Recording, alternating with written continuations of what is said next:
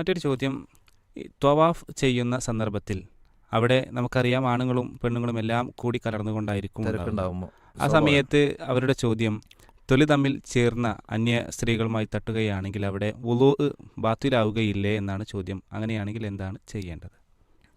സ്വാഭാവികമായും ഹജ്ജിനും ഉംറക്കും ഒക്കെ പോയിട്ടുള്ള ആളുകൾക്കറിയാം, മിക്കവാറും സന്ദർഭങ്ങളിൽ നല്ല തിരക്കുണ്ടാവും, ഹജ്ജിൻ്റെ സീസണിൽ പ്രത്യേകിച്ചും. അപ്പോൾ അന്യ സ്ത്രീ പുരുഷന്മാർ അറിയാതെ ഒന്ന് കൈ തട്ടിപ്പോയി അല്ലെങ്കിൽ ശരീരം തമ്മിലൊന്ന് സ്പർശിച്ചു എങ്കിൽ ഒളു മുറിയില്ലേ എന്ന ഒരു മസ്അലയാണ്, ഒരു സംശയമാണ് ചോദിക്കുന്നത്.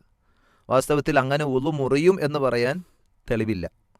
ഷാഫിഈ മദ്ഹബിലെ ഒരു ഖൗല് മാത്രമാണ്, ഒരു അഭിപ്രായം മാത്രമാണ് അത്. എന്നാൽ മറ്റു മദ്ഹബുകളിലൊന്നും അങ്ങനെ ആ അഭിപ്രായം നമുക്ക് കാണുന്നുമില്ല. പ്രമാണങ്ങളുടെ പിൻബലം നോക്കിയാൽ ഈ അഭിപ്രായത്തിനൊട്ട് അങ്ങനെ ഒരു പിൻബലവും കാണുകയില്ല. ഔ ലാമസ്തുമുൻ നിസാ എന്ന് ഖുർആൻ പറഞ്ഞ ആ പ്രയോഗത്തിൽ നിന്നാണ് ഷാഫിഈ മദ്ഹബിലെ ഫുഖഹാക്കൾ, പണ്ഡിതന്മാർ ഈ ഒരു അവരുടെ വീക്ഷണത്തിന് തെളിവ് പറഞ്ഞത്. വാസ്തവത്തിൽ മറ്റു പണ്ഡിതന്മാർ വിശദീകരിച്ചതുപോലെ ലാമസ എന്ന് പറയുന്നത് ലമസ എന്ന് പറയുന്നത് രണ്ടർത്ഥത്തിലാണ്. ലമസ എന്ന് പറഞ്ഞാൽ തൊടുക, സ്പർശിക്കുക എന്ന്. ലാമസ എന്ന് പറയുമ്പോൾ ആ വാക്കർത്ഥം തന്നെ സൂചിപ്പിക്കുന്നത് പരസ്പരം തൊടുക എന്ന് പറഞ്ഞാൽ അവർ ലൈംഗിക ബന്ധത്തെ സംബന്ധിച്ച്, ഭാര്യാഭർത്തൃ ബന്ധത്തെ സംബന്ധിച്ചുള്ള ഒരു പ്രയോഗമാണ് അവിടെ എന്നാണ്. അതല്ലാത്ത അറിയാതെ ഒന്ന് തൊട്ടുപോയി എന്നുള്ളത് കൊണ്ട് ഒന്നു മുറിയുകയില്ല. അപ്പോൾ വേറെ ചില ആളുകൾ ഈ മസ്അല ഷാഫിഈ മദ്ഹബിൽ നിന്ന് മനസ്സിലാക്കി അതിൽ നിന്നിട്ട് മറികടക്കാൻ വേണ്ടി എന്ത് ചെയ്യും, അവിടെ വെച്ചിട്ട് നമുക്ക് തൽക്കാലം മദ്ഹബ് മാറാമെന്ന് പറയും. അത് ശരിയായൊരു സൊല്യൂഷൻ അല്ല. കാരണം അങ്ങനെ മദ്ഹബ് മാറാൻ നിന്നാൽ കുറേ വിഷയത്തിൽ മാറേണ്ടി വരും.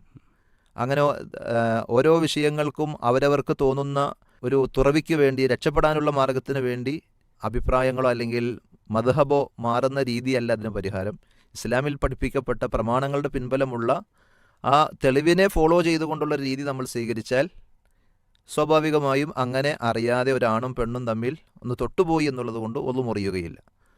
മാത്രമല്ല, അങ്ങനെ ഒന്നു മുറിയും എന്ന് പറഞ്ഞ പണ്ഡിതന്മാർ തന്നെ തൊടുക എന്നതിനേക്കാൾ അപ്പുറത്ത് വേറെ പലതും നിബന്ധനയായി വിശദീകരിക്കുകയും ചെയ്യുന്നുണ്ട്.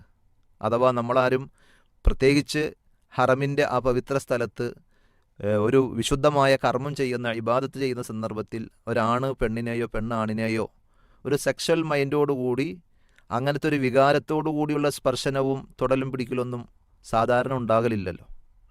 അപ്പോൾ അറിയാതെ ഒന്ന് ആ തിരക്കിൻ്റെ ഇടയിൽ തൊട്ടു എന്നുള്ളത് കൊണ്ട് മാത്രം ഒന്നും മുറിയുകയില്ല. അതുകൊണ്ട് അവർ വേറെ ഒന്നും ചെയ്യാനോ ഒരു ബേജാറോ വെപ്രാളോ പ്രയാസോ അതിൻ്റെ പേരിൽ വേണ്ടതില്ല എന്നാണ് നമുക്ക് അവരോട് പറയാനുള്ളത്.